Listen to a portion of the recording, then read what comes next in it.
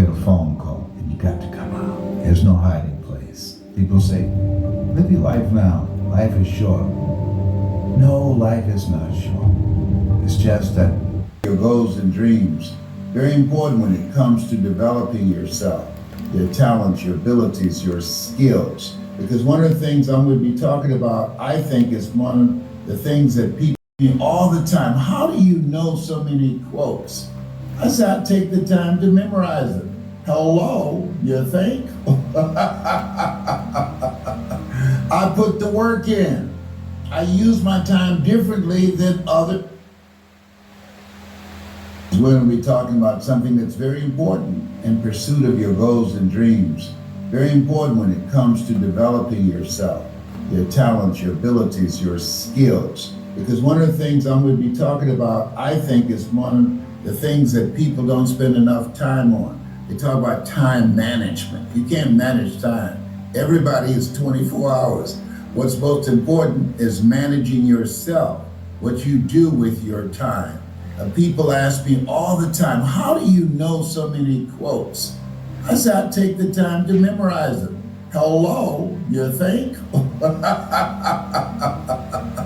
I put the work in. I use my time differently than other speakers, other trainers, other life coaches. So I want you to think about what it is that you're doing with your time today.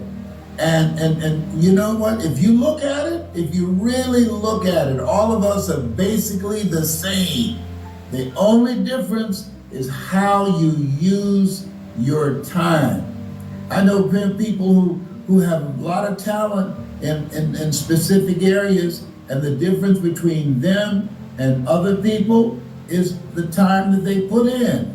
Listen to me. As you look at yourself, look at where you are right now in your life, the people that are going to come out on top, the people that are going to make an impact, the people that are going to achieve their goals, are the people who are mindful on how they use their time. And one of the things that you have to do is practice. You have to practice being mindful and asking yourself, is this the most productive use of my time? While my friends were having a good time, while my friends were partying, and I love to party, but I spent more time working on developing myself than I did with my friends. Why? I like my friends, but they weren't going to pay my bills. But the things that I was going to learn as a coach, as a trainer, I could generate a lot of money, and allowed me to be able to walk away from my job. Write this down. If you use your time correctly, you'll be able to generate walk away money. If you use your time correctly, you'll be able to generate walk away money. The average person, time is no big deal to them. How many of you know people like that? Look at it. I mean, come on now, just be honest. Even if it's you, just blink your eyes, I see you. That you know people have a lot of talent, a lot of abilities, a lot of things going for them, but they're not using their time appropriately. You don't manage time, you have to manage yourself. And what I did, I just carved out time every day to memorize a minimum of 3 to 5 quotes every day. You give me a topic, I can roll with it. I don't need a second to think about it, because it's in here. I spend time working, reading, listening, and different ways in which I can use the quote to drive a point home, use the quote to create humor, use the quote to create special moments. And if you're serious, and everybody right now, everybody listening to me right now, you're listening to me right now, you want to become a great presenter. In order to become a great presenter, in order to develop presentation power, you have to develop your power voice. How do you do that? You invest the effort and the time. If you want to put in the time so that you can learn a new skill virtually, so that you can get out of a job that's not you and be able to go into your own business and do it from the comfort of your home. Now, I used to travel all over the world. I enjoyed that very much, but homie ain't traveling no more. No. My buddy Tyrone, he said, no, don't do that no more. Some of y'all don't know Tyrone. Tyrone was a squirrel outside my window on the west side of my house, all right? So here's something that Shakespeare said. He said, defer no time. Delays have dangerous. Community college. Mrs. Warner was the director there. And I didn't show up on time. Somebody else got the role. The reason I didn't show up, truthfully, not just because I was late, but because I didn't believe in myself. I said, well, something else will come up and I'll be able to get that role. Nothing else came up, and that was it. And so we've all had experiences. And when you think about it, something you put off and it cost you. The guy was talking to me about becoming a part of my speaker training program. And I said, okay, I got a slot that's available now. So he said, I'll call you tomorrow. He didn't call. And so he saw me about 2 weeks later and said, hey, can I sign up now? Because one of my graduates told him how good it was for them. And I said, no. He said, why not? I said, you have to take advantage of the opportunity and the lifetime of the opportunity. I said, I don't have any openings for you now. But at some time, maybe 3 months, 4 months from now, that slot might be available again when somebody graduates.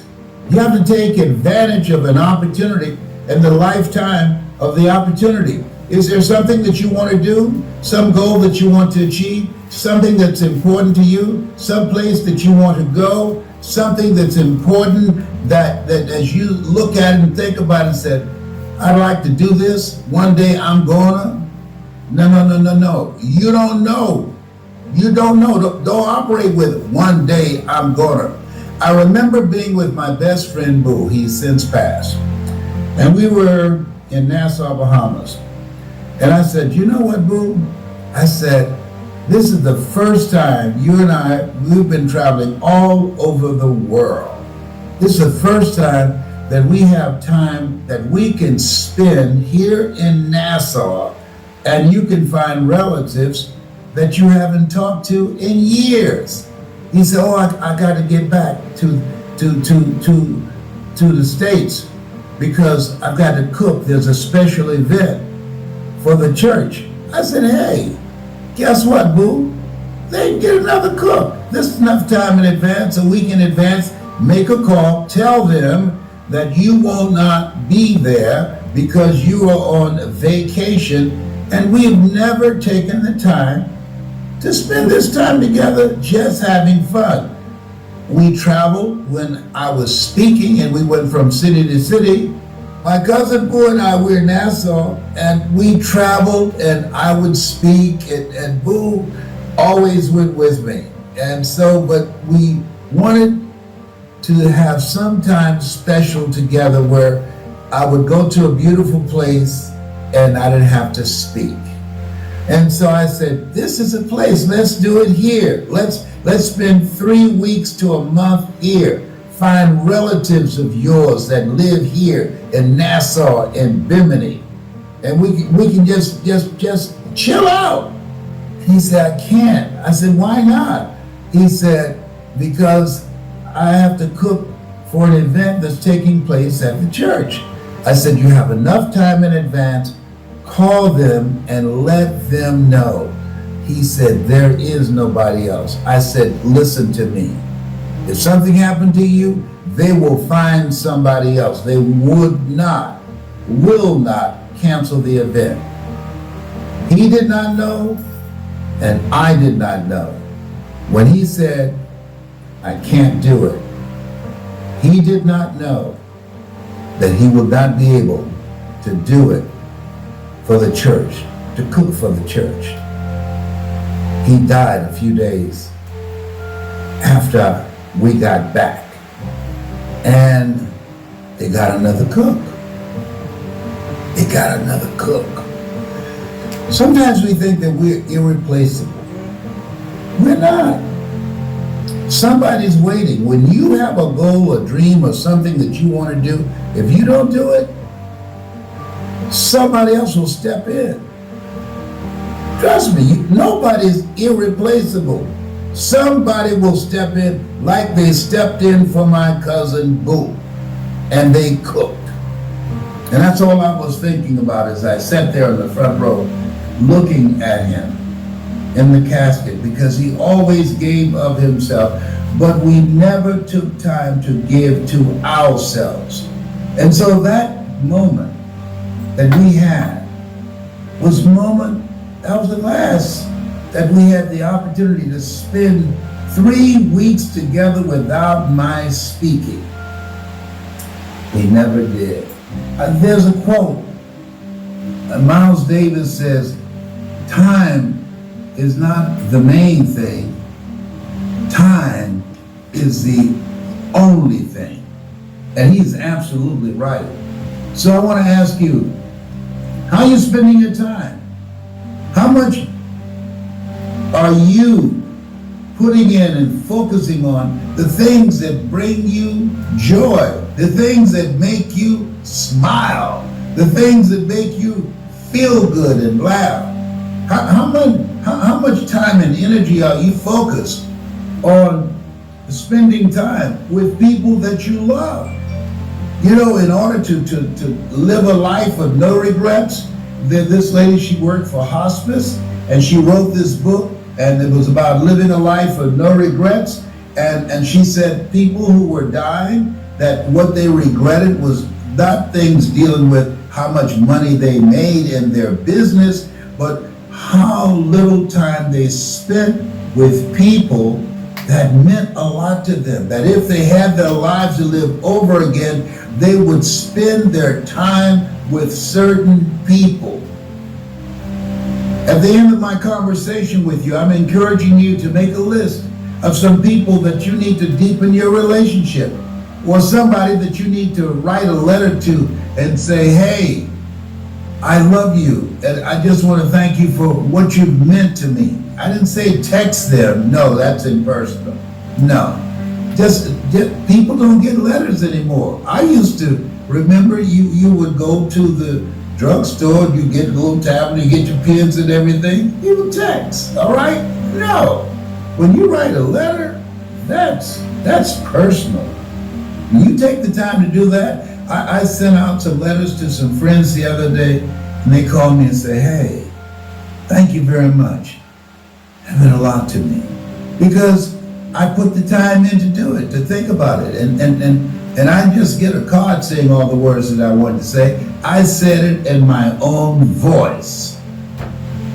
So I'm encouraging you, one, think about some people who you care about, who care about you, and it meant something to you at some point in time, and you would just like to do something kind by writing them a letter, by taking the time to let them know that you were thinking about them. How are you using your time? If there's something that you want to do in your life that you've been thinking about for a long time, carve out the time to do it. Oh my goodness! I have had some moments with people that I did not know they were all that. And I blew it. That had I known who they were, I would have maximized that memory. I'd have gotten more out of our meeting. If you agree with me, I want you to put yes in the comment section. If you've ever had some moments with somebody and you really didn't take advantage of it. It was no big deal to you at that time, and then one day you realize, wait a minute, I didn't use my time wisely with that person.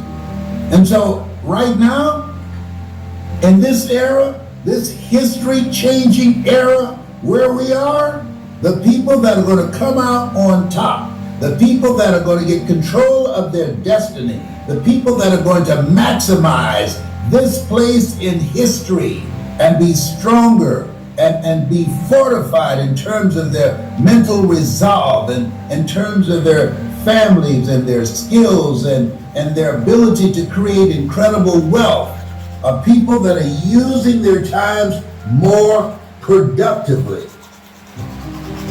The people who take the time to learn something new. I say, and I want to say it every day. If you're not willing to learn, nobody can help you. If you're willing to learn, no one can stop you. Got a message for you today. I'm going to talk about it's your time and to use your time wisely. It's your time and to use your time wisely. I have a quote that I want to speak from that it triggered some thinking and it kept me up for quite a while. And if you're one of those individuals who believe in synchronicity, that it said, there's a saying that when the student is ready, the teacher will appear. And one of the exciting things about what I do now, you learn, you earn, you pass it on, that I'm training other speakers. I've been speaking for a very long time, 52 years. And I love it. I still do. I love motivating people. I love encouraging people. I love making people laugh. I really do. I remember when I think I was in the 5th grade, and I was performing for the kids in the class that I was in, and the teacher said, you know what, you could be a comedian.